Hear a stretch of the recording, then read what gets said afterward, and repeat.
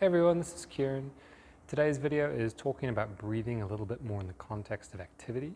So not necessarily relaxative breathing, like in a meditative sense, but how do we take some breathing skills and put them into an active environment?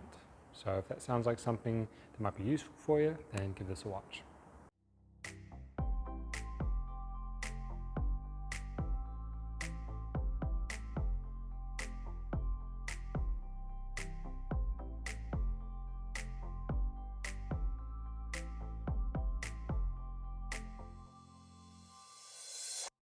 We're going to cover three main things today, and we'll list those off now. And we're going to talk a little bit about something called the anaerobic threshold.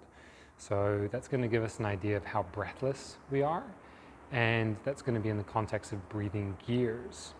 The second thing we're going to talk a little bit about is gaseous exchange, and so how can we catch our breath more quickly and get back to our baseline and recover.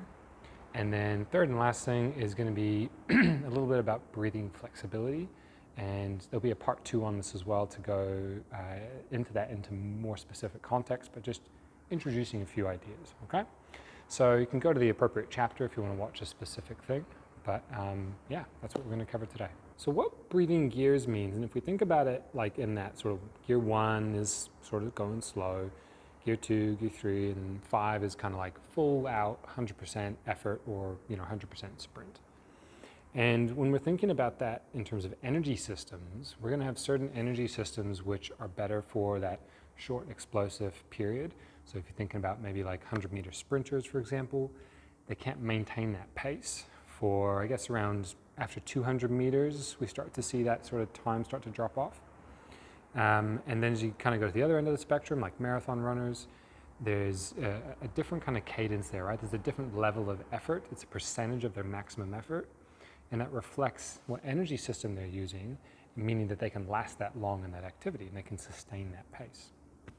And so thinking about these with gears, we can get an idea of, well, maybe where are you at when you're doing the activity you do? And the easiest checkpoint for most people, unless you're tracking like your heart rate, and your heart rate max on your watch or a heart rate monitor, is to think a little bit about breathlessness.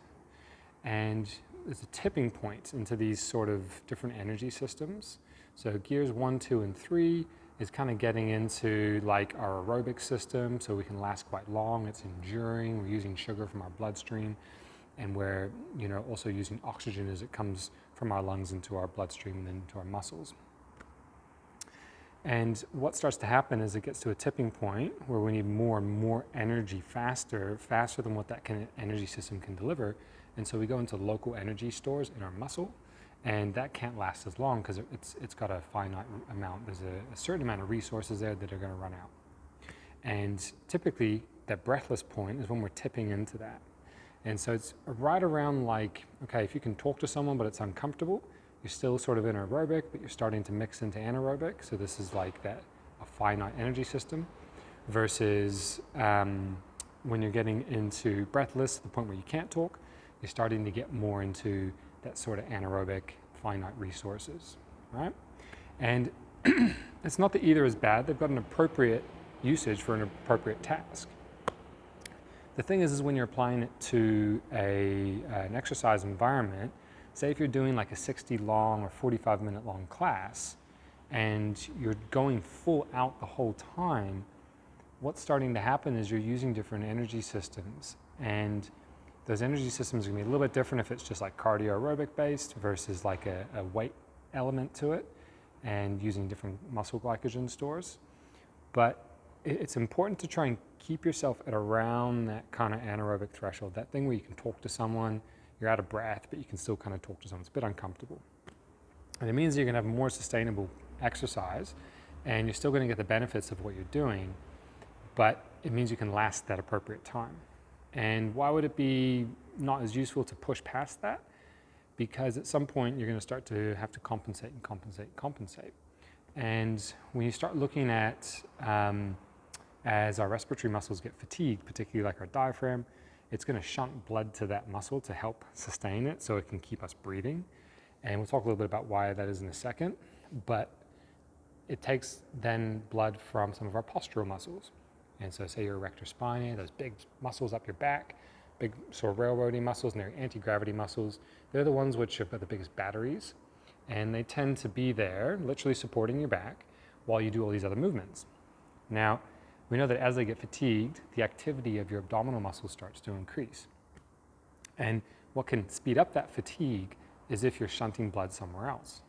And part of the reason we do that, if we want to keep the respiratory muscle going, is because it's not just about oxygen in, it's about CO2 out. And that CO2 is a buildup of waste. And that buildup of waste is there's some sensors, chemoreceptors in our brainstem, and what they do is they pick up, okay, there's so much waste building up, this isn't safe, our pH levels aren't what we need them to be for homeostasis. So I'm going to give you that sense of urge to breathe. And that feeling like you need to breathe, you're air hungry, that's more of a waste buildup than it is a need for oxygen. Now the need for oxygen can definitely equalize, but it's much easier to blow off more CO2 faster and get that back to a baseline which is sustainable. Okay? So one of the solutions there is a double sniff exhale. And I'll link to a video in the description which talks a bit more about it, but basically it's a double sniff and an exhale. And what it does is it gets a sniff in, and then the second sniff gets more into your lower lobes in your lung, and it gets more alveoli expansion, and there's more blood supply down there, so we get better gaseous exchange in our lower lobes. So it's a double sniff and then a longer exhale, and the longer exhale is what gets the CO2 off. Okay, so when you're out of breath, blow more CO2 off, and you'll equalize faster and catch your breath. Okay, so it'd be like a double sniff. So you follow that up with a longer exhale. So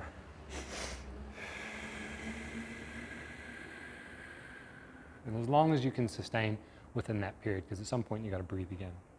All right. So you're using those gears and you're ratcheting up. Gear 1, that might be lying down. Gear 2, starting to get into a casual walk. Gear 3, you're running, you're kind of getting to a little bit bigger pace. You know, transition to gear 4, you're starting to get a bit breathless, you know, but you can still talk to someone, it's uncomfortable. Gear 5 is full out sprint. Same thing could be moving fast with the weight, okay? Right, so that's our gears, and that's just a rough example of how you might use them. Stay around that conversational threshold when you're trying to do an activity for a long period. Otherwise, if you can do an intense burst, hit it hard, get out of breath, recover your breath. Once you've recovered your breath, then go again. So have a longer rest period, right? Okay, second thing is, let's go about the breath flexibility. So with the breath flexibility, I'm going to do a much more detailed video on this, but in essence, we're thinking about where can we maximize or leverage the most amount of gaseous exchange. And I said before, it's around those lower lobes. And when we're getting out of breath, we start to use our accessory muscles to try and use more of our rib cage to expand. But where I see a lot of people having lost their breath flexibility, and by losing that flexibility, you lose potential for actual filling of these alveoli, is in their lower rib cage. And this is a very normal breathing movement. It's lateral movement, so sideways rib cage movement. And it's basically like a bucket handle, okay? And basically, so if I put my hands on the side here, when I breathe, my hands are going to go sideways and up. And then when I breathe out, they go down and in. We need to have that capacity in all our positions. Bending forward, bending backwards, walking, running, pushing weight, throwing weight. There's going to be different expressions of that flexibility, but having that ability is what's important. All right? So we're going to go into how you develop that. I've got some videos already which I can link to around starting that journey of developing some breath flexibility in a flexion-based posture or an extension-based posture. They're kind of our base fundamental patterns to move sideways and rotate from. But when you're doing your walking or you're doing your running, see if you can breathe sideways at the ribs. It doesn't have to be a lot of movement, but if you can get some movement happening there, over time, it's going to feel kind of effortful and robotic at first, but you'll break the habit of sort of having to do excessive bracing to do that thing, and then you'll start to get a more efficient gaseous exchange. It's not necessarily going to increase your VO2 max in a measurable way, but it's allowing you to blow off more CO2 and get in a little bit more O2, at least in the terms of its ability to get into the bloodstream, as opposed to just sitting in the alveoli sacs and not getting perfused into your bloodstream. If you like this video, then please hit like below. Otherwise, to check out more of our content in the future, you can subscribe to our channel by clicking our logo over here. And to check out our latest video, click up here.